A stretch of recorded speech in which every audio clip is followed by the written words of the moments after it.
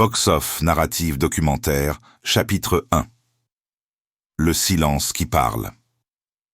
En ce moment précis, une certaine personne est en train de prendre une décision capitale qui vous concerne directement. Prête une attention particulière à ce que nous allons explorer ensemble, car ce dont il est question se déroule, peut-être à cet instant même de manière silencieuse, discrète, au plus profond du cœur de quelqu'un. Vous ignorez probablement même que cela se produit. Quelque part, il existe un individu qui pense à vous avec bien plus d'intensité qu'il ne voudrait se l'avouer à lui-même. Il se peut que vous vous sentiez éloigné, perdu, désorienté ou incertain quant à la place que vous occupez auprès de cette personne. En apparence, la situation semble peu être calme, floue et sans résolution. Mais ce que vous ne percevez pas, c'est ceci. Cet individu se trouve actuellement face à l'un des carrefours émotionnels les plus déterminants de toute son existence, et le choix auquel il est confronté n'a rien d'anodin. Il ne s'agit pas d'une décision facile à prendre. Ce n'est pas quelque chose qu'il fait sans réflexion approfondie. Cette décision porte sur vous, pas simplement sur votre prénom, pas uniquement sur votre photo de profil, pas seulement sur vos messages ou sur de vagues souvenirs, mais sur vous en tant qu'être. Il vous voit comme une présence réelle, comme quelqu'un qui est entré dans sa vie avec un sens et une importance authentiques. Il observe quelque chose de profondément personnel à l'intérieur de lui-même. Il se demande s'il doit avancer ou battre en retraite. Il réfléchit pour savoir s'il doit vous choisir ou céder à ses propres craintes. Il hésite entre s'accrocher ou abandonner. Cette résolution ne peut être précipitée, elle ne peut être ignorée, elle ne peut être enfouie, car vous n'êtes pas simplement un chapitre supplémentaire dans son histoire. Vous représentez un chapitre qu'il ne peut refermer sans affronter sa véritable nature. Chapitre 2. La bataille intérieure. À l'instant présent, cette personne mène un combat intérieur silencieux. Extérieurement, elle peut paraître normale. Elle travaille peu, sort avec des amis, sourit et fait même semblant d'être indifférente. Pourtant, dans son esprit, une réalité totalement différente existe. Ses pensées reviennent vers vous à des moments qu'elle n'a pas planifiés. Tard la nuit, tôt le matin et durant les pauses tranquilles, entre d'autres occupations, elle se pose des questions difficiles. Elle se demande si ce choix va transformer toute sa trajectoire future. Elle se demande si vous choisir signifie devenir une personne nouvelle. Elle craint de vous perdre pour toujours si elle n'agit pas. Mais elle redoute également d'agir et d'échouer une fois de plus. Cette dualité crée une tension psychologique que les spécialistes appellent l'ambivalence décisionnelle, un état où deux forces opposées d'égale intensité paralysent l'action. Voici quelque chose que la plupart des gens ne réalisent jamais. Le silence n'est pas toujours synonyme d'absence de sentiment. Souvent, le silence traduit la présence de la peur. Certains individus ne montrent pas leurs émotions parce qu'ils ont une terreur panique de perdre le contrôle. Certains ne recherchent pas l'amour parce qu'on ne leur a jamais montré comment s'y sentir en sécurité. Certains n'agissent pas, non parce qu'ils sont indifférents, mais parce que se soucier de quelqu'un leur semble dangereux, comme le penseur Carl Jung l'a exprimé autrefois. Là où réside votre peur, se trouve également votre mission, et vous incarnez une mission à laquelle ils ne peuvent se soustraire. Chapitre 3. Le conflit entre sœurs et esprit. Leur cœur les attire vers vous.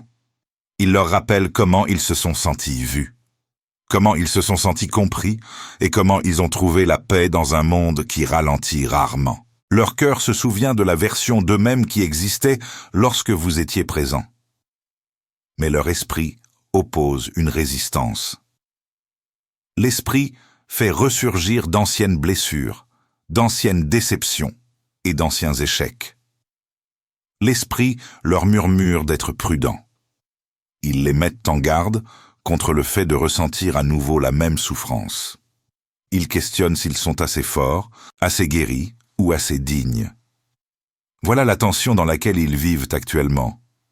Entre guérison et espérance, entre sécurité et prise de risque, entre rester tels qu'ils sont et devenir quelque chose de plus grand.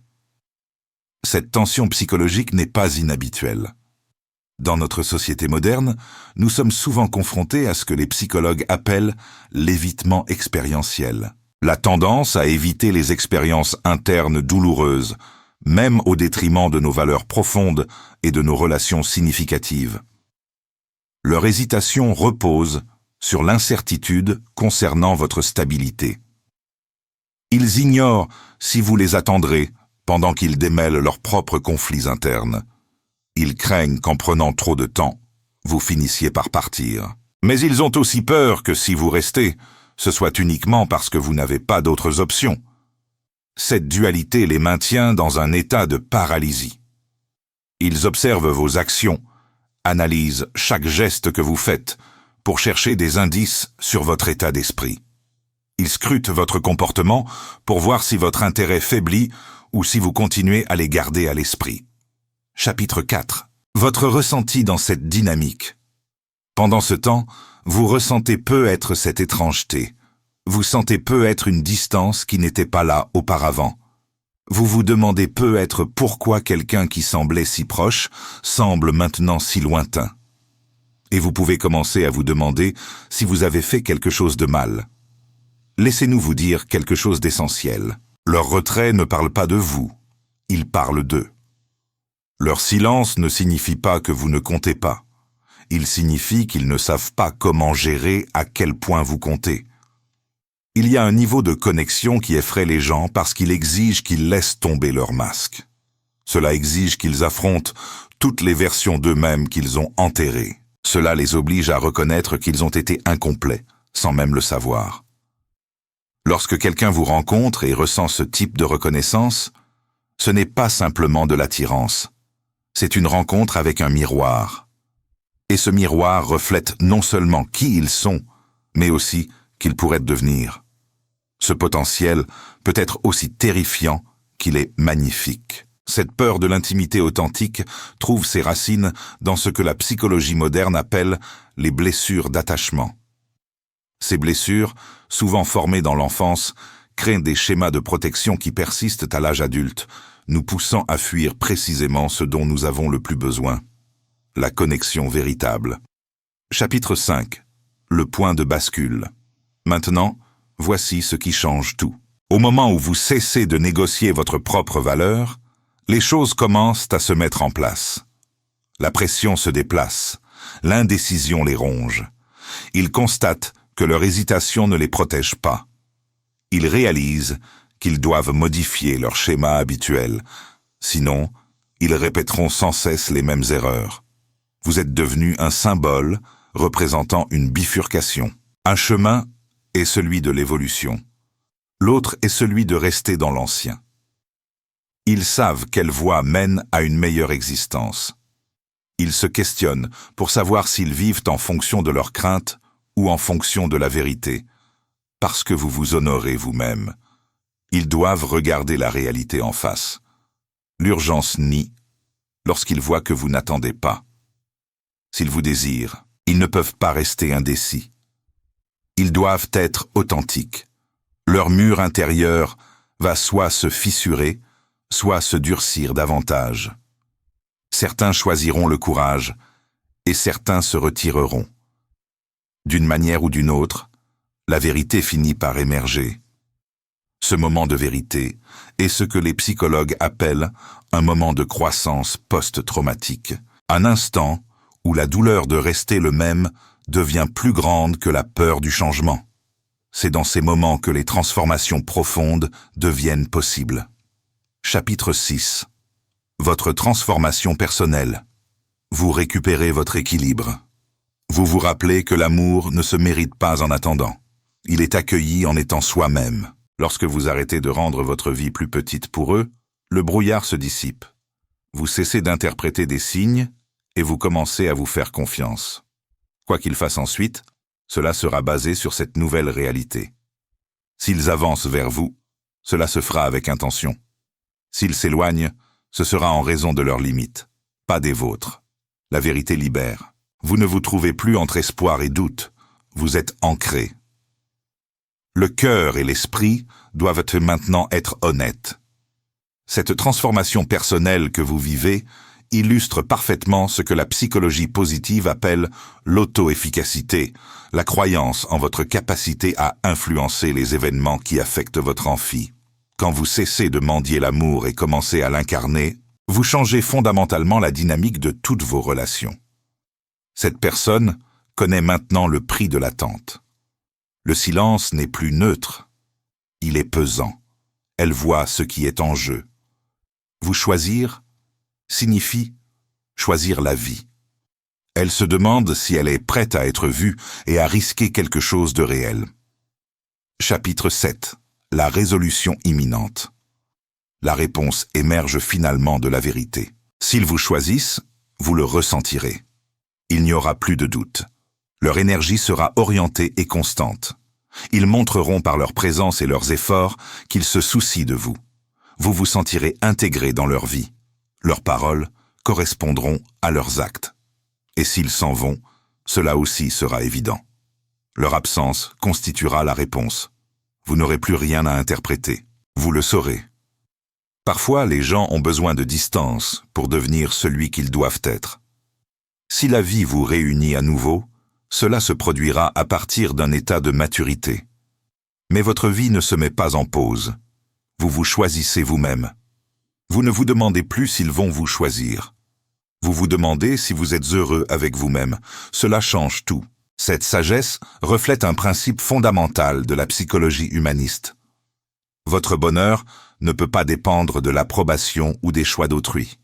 Votre épanouissement doit émaner de votre propre centre, de votre propre estime de soi et de votre propre alignement avec vos valeurs profondes. Chapitre 8. La véritable nature de l'amour. L'amour ne concerne pas la peur ou l'attente. Il s'agit d'alignement. Si quelqu'un est destiné à être avec vous, aucune peur ne l'arrêtera. S'ils ne vous choisissent pas, cela ne vous rend pas moins précieux. Cela vous montre où vous devez aller. Alors, affirmez votre valeur et avancez en paix. Laissez la clarté prendre la place du désir ardent. La décision la plus puissante a toujours été celle que vous avez prise concernant vous-même. L'amour véritable n'est pas une négociation ou une supplication. C'est une reconnaissance mutuelle, un choix conscient et répété, une décision d'honorer l'autre dans sa totalité. Quand l'amour est authentique, il ne génère pas d'anxiété chronique ou de confusion permanente. Il apporte de la clarté même dans les moments difficiles. Chapitre 9. L'éveil de l'autre. Et maintenant, tandis que le silence s'étend, un nouveau niveau de ce voyage commence à se révéler. Cette personne commence à reconnaître que l'espace entre vous n'est pas vide. Il est rempli de tout ce qu'elle a évité. Elle commence à comprendre que chaque fois qu'elle a pensé à vous contacter mais ne l'a pas fait, elle parlait en réalité à ses propres ombres. Elle voit que vous n'êtes pas un problème à résoudre, mais une réalité à embrasser. Le poids de cette prise de conscience transforme son regard sur son quotidien. Les choses qui la satisfaisaient auparavant, les petites distractions, les conversations superficielles, les routines bien remplies, semblent maintenant creuses et sans substance. Elle commence à voir qu'en restant dans l'antre, elle perd précisément ce qui la faisait se sentir vivante. Elle examine sa vie et reconnaît qu'un cœur ne peut pas rester éternellement dans un état de peu, être sans se flétrir.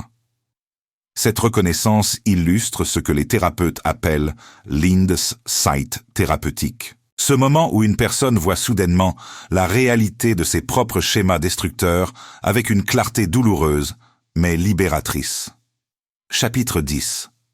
La lassitude des excuses, c'est le moment où la pression intérieure se transforme en besoin d'un mouvement extérieur. Elle se lasse de ses propres excuses. Elle en a assez des histoires qu'elle s'est racontées sur les raisons pour lesquelles cela ne pouvait pas fonctionner ou pourquoi elle n'était pas prête. Elle remarque que plus elle essaie de repousser la pensée de vous, plus vous occupez le centre de sa conscience. C'est ce que signifie être véritablement connecté à une autre âme. On ne peut pas fuir ce qui est déjà devenu une partie de soi. Elle commence à ressentir un sentiment de responsabilité, non seulement envers vous, mais envers la connexion elle-même. Elle commence à se demander si elle a été une bonne gardienne de la magie qui existait entre vous. Cette introspection est douloureuse, mais nécessaire. Elle retire les couches d'où qui lui disaient qu'elle était plus en sécurité seule, ou dans le silence. Ce processus de remise en question profonde correspond à ce que la psychologie développementale appelle la crise de l'intégrité. Un moment où nous devons choisir entre rester cohérents avec nos valeurs profondes ou continuer à vivre dans la contradiction. Chapitre : l'observation silencieuse. Tandis qu'elle traverse cette phase, elle vous observe également de loin, même si elle ne consulte pas vos réseaux sociaux ou ne parle pas à vos amis. Elle ressent le changement dans votre énergie. Elle sent que vous avez cessé de regarder en arrière. Il existe un type spécifique de gravité qui émane d'une personne qui a décidé que son propre bonheur n'est plus négociable. Elle perçoit cette gravité qui l'attire. Ce n'est plus vous qui tendez la main vers elle. C'est votre valeur qui exige qu'elle s'élève pour la rencontrer.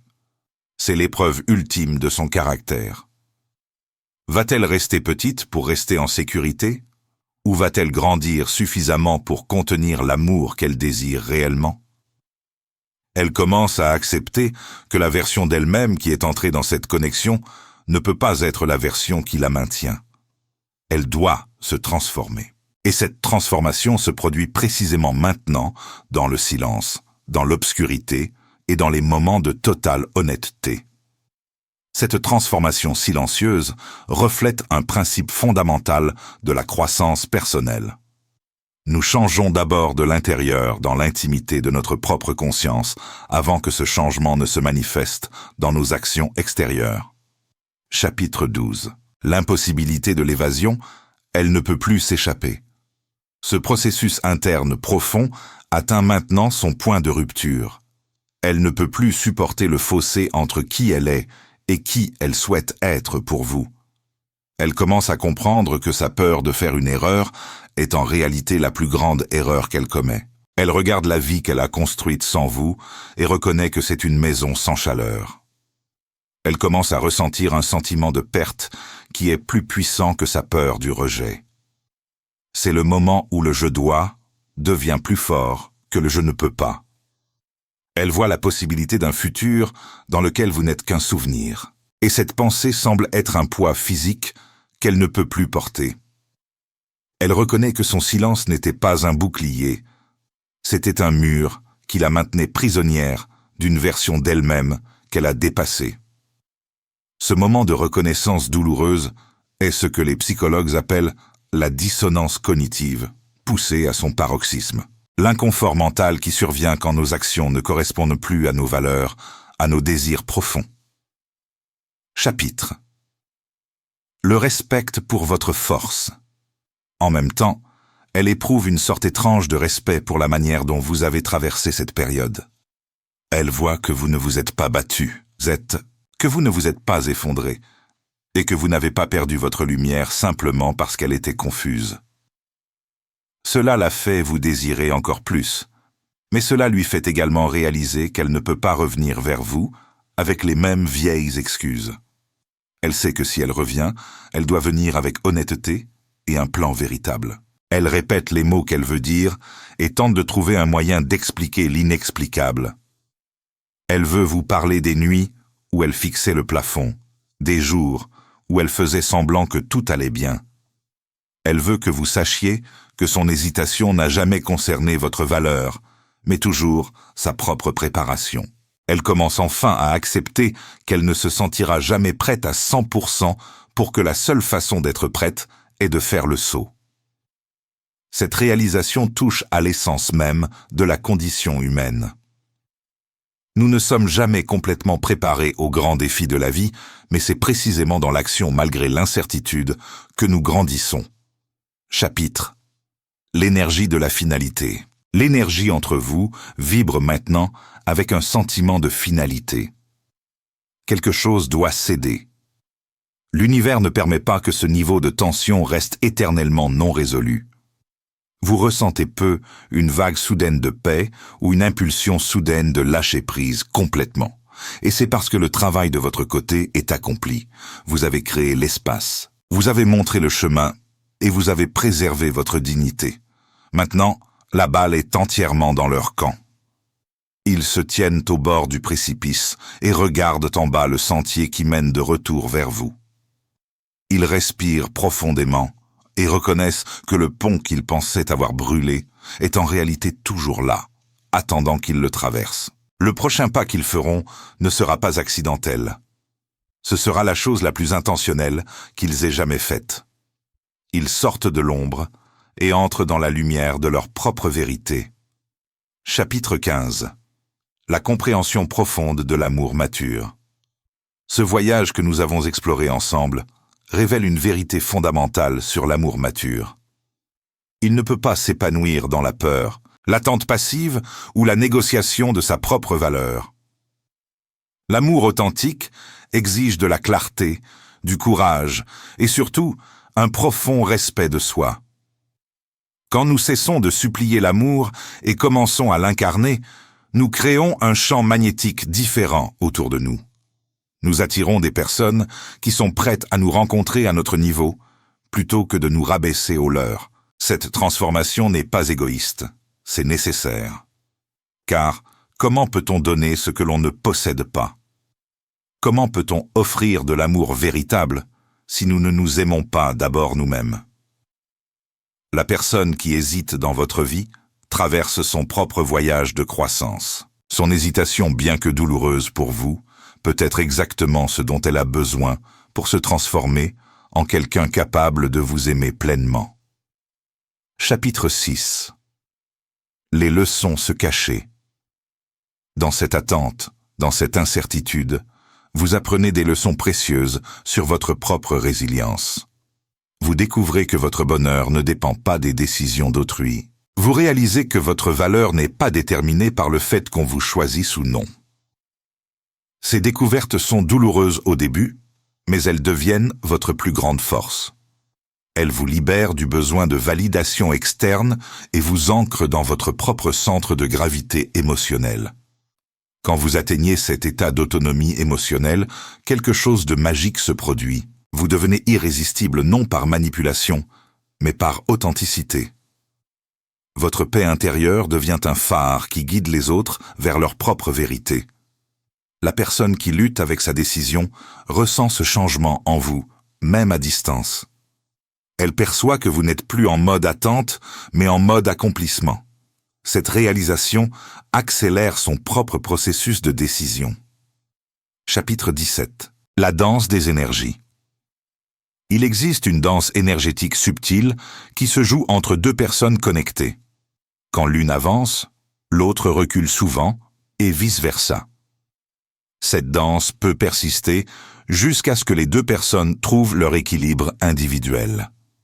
Votre refus de continuer cette danse, votre décision de vous retirer du jeu de l'attente, crée un espace nouveau. Dans cet espace, la vérité peut enfin émerger. L'autre personne ne peut plus se cacher dans l'ambiguïté de vos espoirs.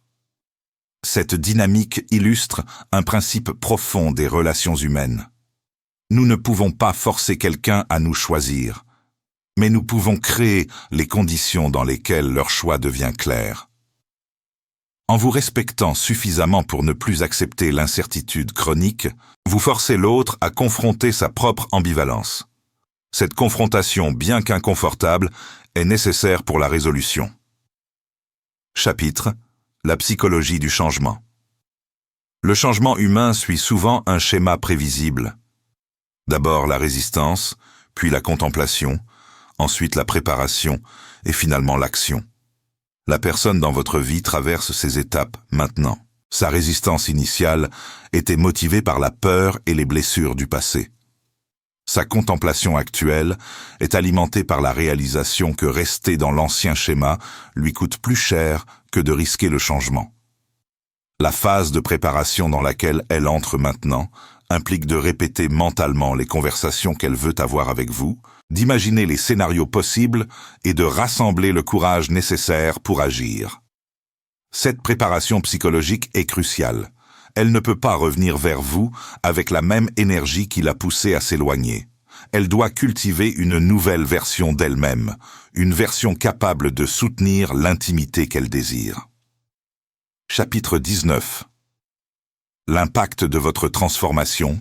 Votre propre transformation pendant cette période a été tout aussi significative. Vous avez appris à faire la distinction entre l'amour et l'attachement, entre l'espoir sain et l'attente destructrice. Vous avez développé ce que les psychologues appellent l'amour détaché, la capacité d'aimer quelqu'un profondément, tout en étant prêt à le laisser partir si nécessaire. Cette forme d'amour, paradoxalement, attire plus que l'attachement désespéré. Votre refus de vous diminuer pour accommoder l'incertitude d'autrui envoie un message puissant. Vous vous valorisez suffisamment pour exiger de la clarté dans vos relations. Cette position n'est pas ultimatum, mais self-respect. Cette transformation vous prépare non seulement pour cette relation spécifique, mais pour tous les liens futurs. Vous portez maintenant une sagesse qui vous protégera des dynamiques toxiques et vous orientera vers des connexions authentiques. Chapitre 20. L'anticipation de la résolution. Nous approchons maintenant du moment de vérité. Toutes les forces psychologiques que nous avons explorées convergent vers un point de résolution. L'autre personne ne peut plus maintenir le status quo. Son système interne de résistance s'effrite face à l'évidence. Vous êtes quelqu'un de précieux qu'elle pourrait perdre définitivement si elle ne agit pas. Cette réalisation crée une urgence qui surpasse sa peur. Si elle choisit de revenir vers vous, ce sera avec une intention claire et un engagement authentique. Si elle choisit de rester dans sa zone de confort, vous aurez la clarté nécessaire pour fermer définitivement ce chapitre. Dans les deux cas, vous gagnez.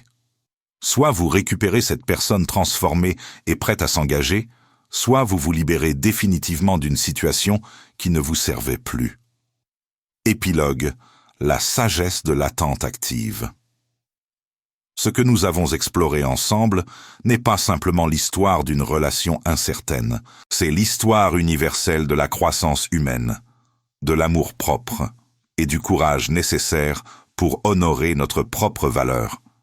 Vous avez appris que l'attente passive épuise, mais que l'attente active, celle où l'on continue à vivre pleinement sa vie, transforme. Vous avez découvert que l'amour véritable ne suppliant pas, mais inspire. Vous portez maintenant une sagesse précieuse. Votre bonheur ne peut pas dépendre des décisions d'autrui. Votre paix ne peut pas être otage de l'ambivalence d'une autre personne. Votre valeur ne fluctue pas selon qu'on vous choisisse ou non. Cette compréhension vous accompagnera dans tous vos futurs liens. Elle vous servira de boussole dans les moments d'incertitude relationnelle. Elle vous rappellera que vous méritez un amour clair, cohérent et choisi consciemment. Quoi que décide cette personne qui occupe vos pensées, vous avez déjà gagné la plus importante des victoires. Vous avez appris à vous choisir vous-même. Et c'est cette victoire qui rend tout le reste possible. L'amour authentique commence toujours par l'amour de soi. Tout le reste en découle naturellement.